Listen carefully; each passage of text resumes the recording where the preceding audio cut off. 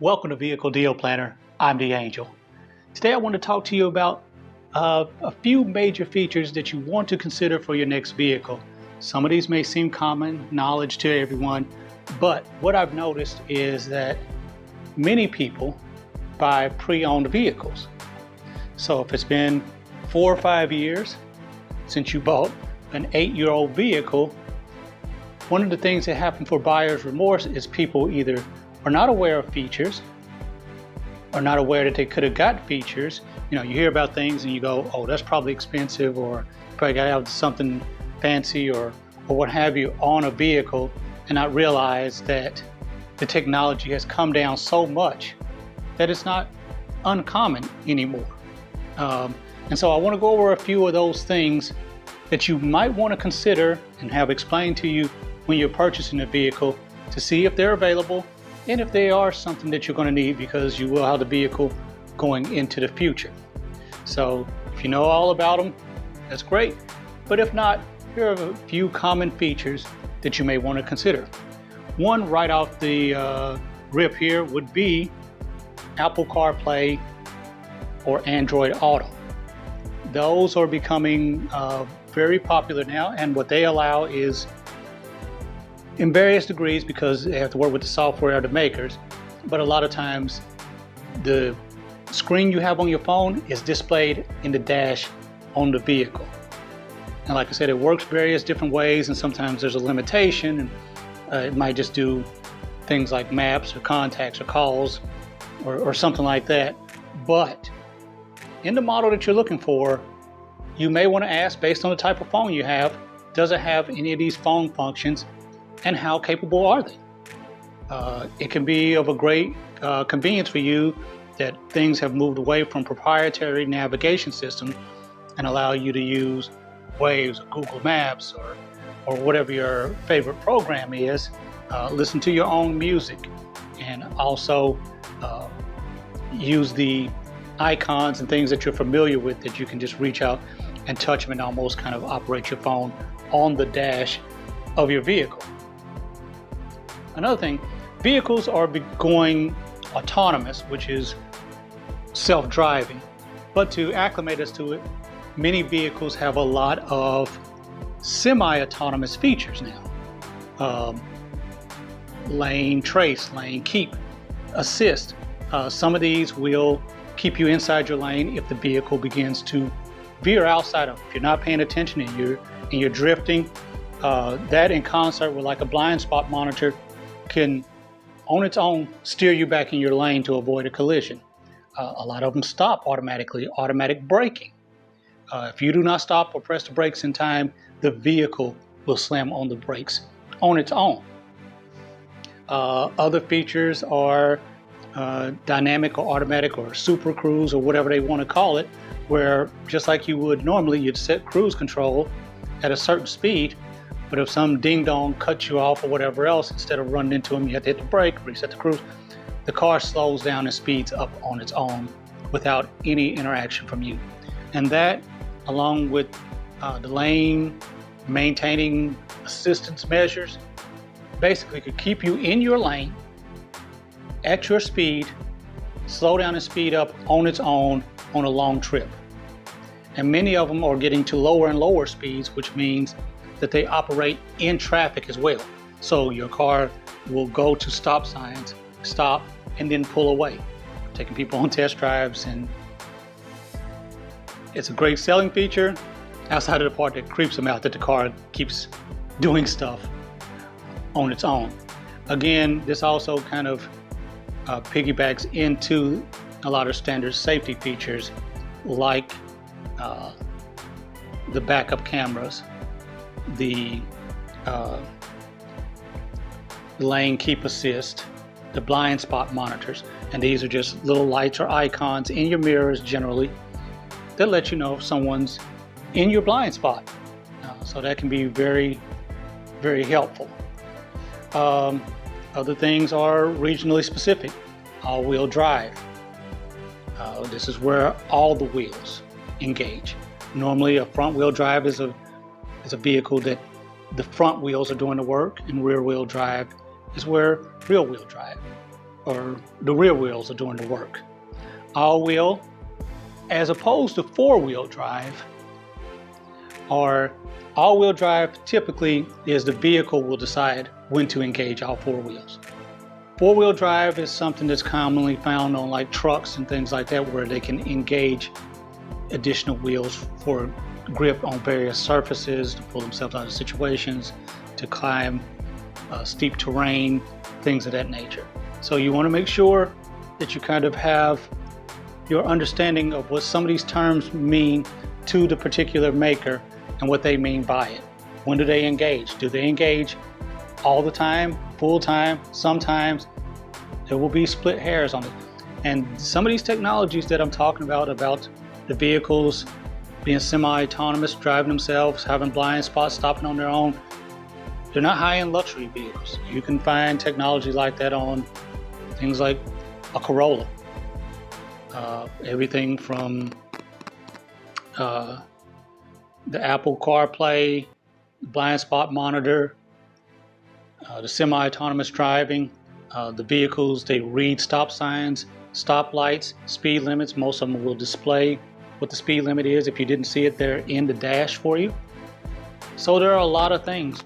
And right now I'm gonna cut to a little video and give you some idea of what these look like from my own garage. All right, so today I think we're going on a little field trip and go over some examples to explain a little bit of what I was talking about. And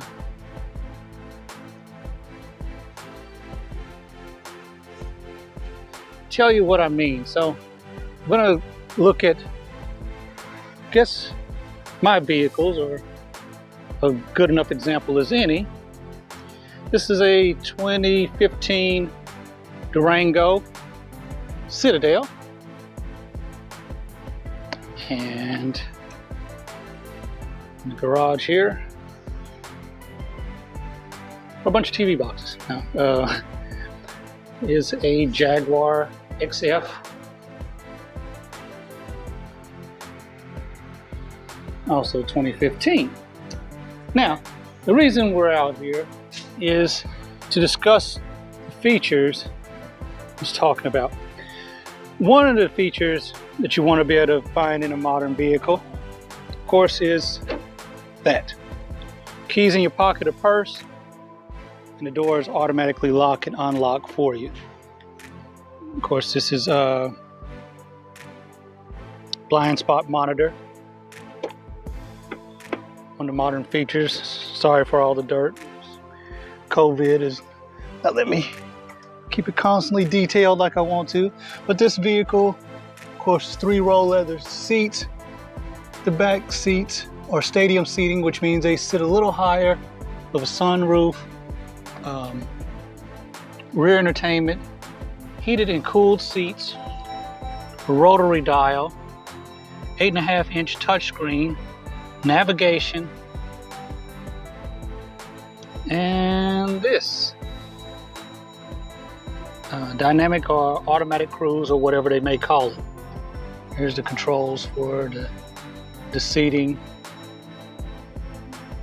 media, navigation, and also this vehicle is capable of Wi-Fi. Now the Citadel is the trim that's probably the top luxury trim for the Durango. The big engines come in the RT and the bigger engine in the SRT, but the Citadel also offers an optional Hemi, which this one has. So we got all the bells and whistles and one of the big dog engines. There's a rear seat entertainment I mentioned. It's 2 screens, one on each side, wireless headphones, and of course rear climate controls.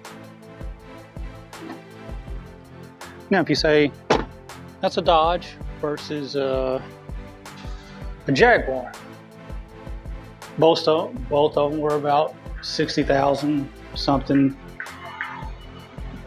sticker to come out. And very similarly, leather sunroof, except this one adds the theatrics of the vents and rotary dial, but it also has a touchscreen and navigation. Like I said, a full leather. So ironically, there are more things in the Durango than there are in this Jaguar, because of course it doesn't have rear entertainment since it's a two-seat sedan. It also doesn't have automatic cruise or Wi-Fi, because luxury makes are notorious for adding cost for things that you want. When you want a steering wheel, a windshield, those all come extra from Mercedes and BMW and all of those guys. But those are some of the modern features that you want to be aware of. We'll cut back to the regular video here and go into more detail. All right, so as you can see, it doesn't matter if it's a luxury brand, or it doesn't matter how fancy the vehicle is. If you know what you're looking for, you can get that in a vehicle that you're going to like. The vehicles I have are totally different. You know, the missus loves to sit up high out of big trucks. That's her Durango, big monstrous engine. It's not much more horsepower than I have in the Jag, because the Jag is a 6-cylinder, but it has a supercharger. So they're comparable in the sense, but that's two vehicles that retailed at the same price. And you would not assume, say, some luxury brand and some domestic brand could, but you can be very demanding in something that you want to have. If you are able to say, these are the things I'm wanting to have, more so than I need to go to this particular maker. You know, we always drive Fords. There's no brand loyalty. There's a zillion makes out there, and there's a zillion models. And the ideal thing is to get the best vehicle you can, the best quality you can, for the best price that you can. And as long as you're open to that, you have a very good opportunity of being happy. And distilling that search down, of course, is what we do here at Vehicle Deal Planner. Go on Facebook, find our page, and there's a link in the description, and book a session and let me narrow it down based on your specific criteria. Have a great day.